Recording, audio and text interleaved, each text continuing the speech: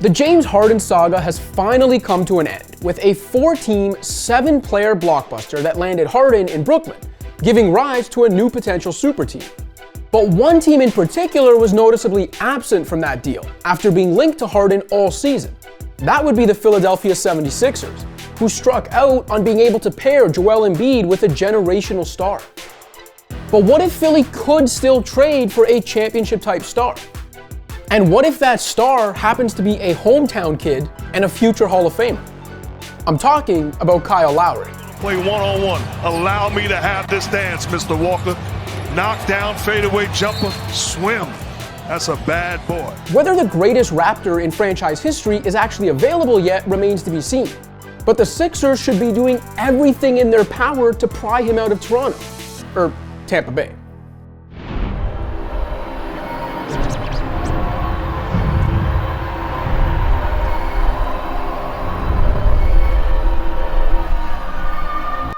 Lowry's playing out the year on an expiring contract, which will pay him $30 million this season.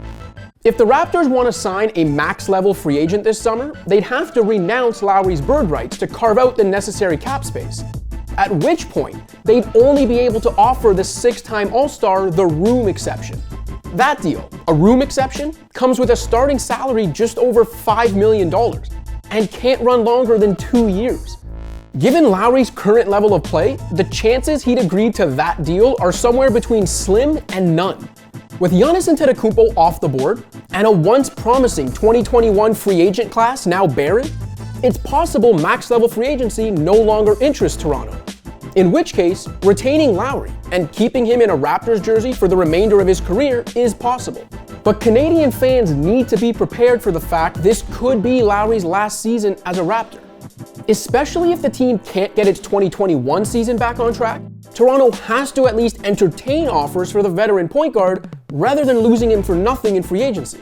Lowry already having a title to his name means this isn't exactly the classic case of a team just trying to help its franchise star get a ring elsewhere, a la the Grizzlies shipping Marc Gasol to Toronto a couple years ago. While only true contenders really make sense in the Lowry sweepstakes, Masai Ujiri and company are still going to be looking for the highest bidder. That's why a reunion with Kawhi Leonard and Serge Ibaka makes little sense, no matter how much Leonard covets a point guard or the Clippers covet the Raptors' culture. Los Angeles has no attractive young talent to dangle, and purged itself of draft assets in acquiring Paul George. All of which brings us back to the Sixers. Much like last season, which began with a 5-0 start but ultimately ended in disappointment, Philly got off to a great start this year, winning 7 of its first 8 games. Many have attributed this offseason success to an offseason spent acquiring more shooting to provide Joel Embiid and Ben Simmons with more spacing.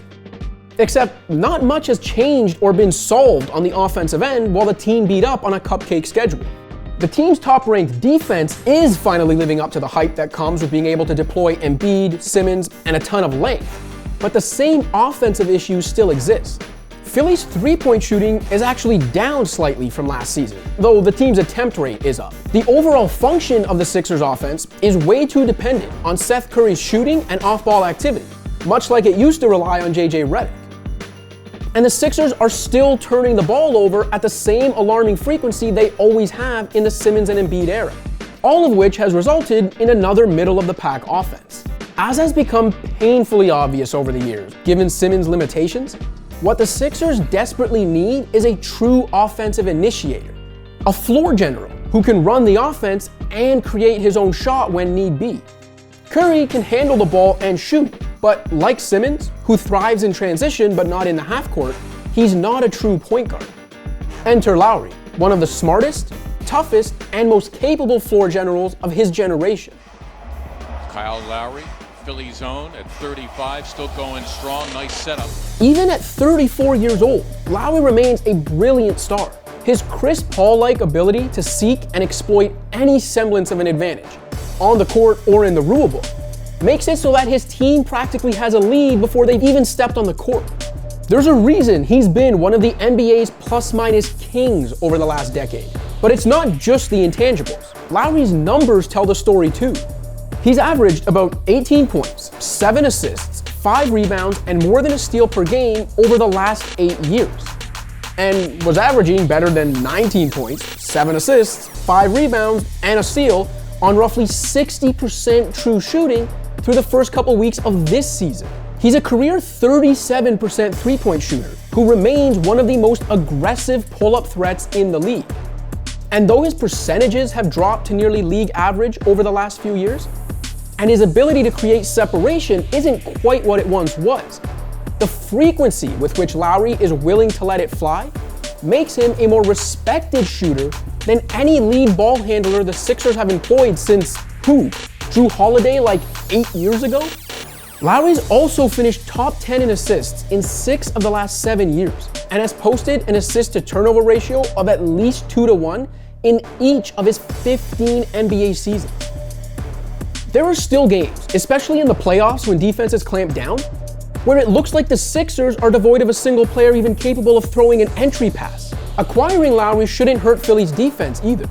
He's an elite defensive guard on the perimeter, is one of the best guards in the league at switching onto bigger players in the post, and uses his smarts to bait opponents into turnovers, most often by taking charges. Leonard moving on Lowry.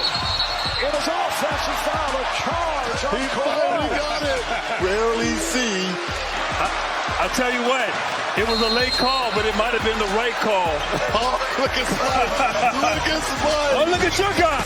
Only Ersan Ilyasova has drawn more in the 5 years since NBA.com started tracking hustle stats. There's also something poetic about Daryl Morey's Sixers in the aftermath of swinging and missing on Harden, bringing Lowry home to complete the puzzle in Philly 9 years after Morey's Rockets traded Lowry to acquire assets Houston would use to land Harden. You just blew my mind.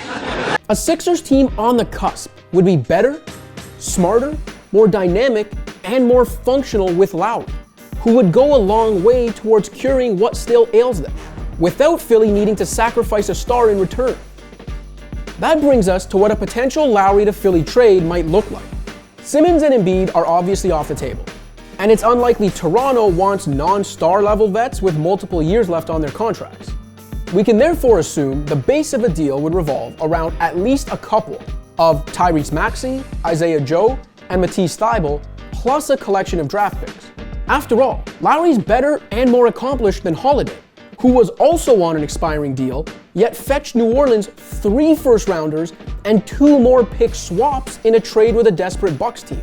Now, Philly owes OKC its 2025 first-rounder, and teams can't be on track to outright trade first-rounders in consecutive years. So could Philly do something for Lowry and the Raptors, like, say, first-rounders in 2021 and 2023, with the right to swap picks in at least one of 2022 or 2024? Lastly, the teams need to match salary, which trading Tobias Harris would actually make a lot easier. But do the Raptors really want to take on the remaining 3 years and approximately $115 million left on Harris's contract? No way, man. No way. Also, while he's faded in big games in the past, Harris is off to an excellent start this season. And the shot creation he provides at his size is something the 6-foot Lowry can't replicate, and something teams need in the playoffs. Keeping Harris out of the deal does make the salary matching component tricky, but it can still be done if, in addition to Maxey and Thybulle, the Sixers include Danny Green and a bunch of their other expiring deals. This would gut Philadelphia of its depth, but a Lowry, Embiid, Simmons, Harris quartet can compete with the East's new beast in Brooklyn, would push Simmons to a more natural role as a playmaking forward, and would give the Sixers a real chance to win the franchise's first championship since 1983. And when you're as close to the mountaintop as Philly is right now, winning the ultimate prize should be the only name of the game. Plus, you can't say trading Maxey and a whackload of draft picks is mortgaging the future when the Sixers have Embiid, Simmons, and Harris all under contract through 2023, 2024, and 2025. This team is so close to the promised land, but the Sixers still haven't solved the issues that have proven to be their postseason Achilles heel. They missed their chance with Harden, but the Sixers can still go all in on North Philly's finest.